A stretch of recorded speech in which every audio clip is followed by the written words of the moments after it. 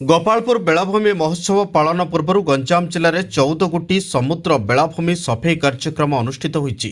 Chhatrapur block ପକ୍ଷରୁ ଆୟୋଜିତ ସଫେଇ କାର୍ଯ୍ୟକ୍ରମ ନୋଳିଆ ନୂଆଗାଁ ସ୍ଥିତ ବିଜୁ ପଟ୍ଟନାୟକ ବେଳାଭୂମିକୁ ସଫେଇ କରାଯାଇଛି।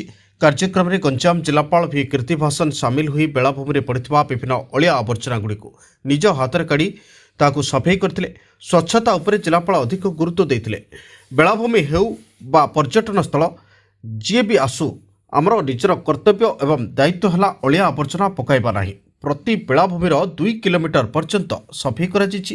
ଅଳିଆ ଆବର୍ଜନା ଦ୍ୱାରା ପରିବେଶ ନଷ୍ଟ ହେଉଛି। ଆଗାମୀ ଦିନରେ ଜିଲ୍ଲା ପ୍ରଶାସନ ପକ୍ଷରୁ ଏହି ପ୍ରଚେଷ୍ଟା ଜାରି ରହିବ।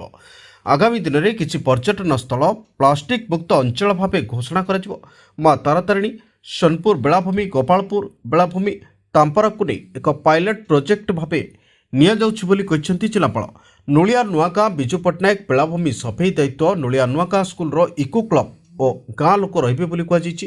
ଏହି କାର୍ଯ୍ୟକ୍ରମରେ ଛତ୍ରପୁର ଗୋଷ୍ଠୀ ଉନ୍ନୟନ ଅଧିକାରୀ ସମ୍ବିତ ସଂଗ୍ରାମଜିତ ସାହୁ, ତହସିଲଦାର ଦିବ୍ୟା ମହାନ୍ତି, ଗଞ୍ଜାମ ଥାନା ଅଧିକାରୀ ସୁମିତ୍ରା ପାତ୍ର, ଅଗସ୍ତି ନୂଆଗାଁ ସରପଞ୍ଚ ପ୍ରତିନିଧି ବାପି ଦାସ, ପୋଡ଼ାପଦର ସରପଞ୍ଚ ସୁଜାତା ଦାସ, ସୁନ୍ଦରପୁର ସରପଞ୍ଚ ଗଗନ ବେହେରାଙ୍କ ସମେତ ବିଭିନ୍ନ ମହିଳା ସଂଘ, ଏନ୍ଜିଓ, ପ୍ରତିଭା ଆବାସିକ କଲେଜ, ବିଭିନ୍ନ ସ୍କୁଲର ଛାତ୍ରଛାତ୍ରୀମାନେ ଉପସ୍ଥିତ ରହିଥିଲେ।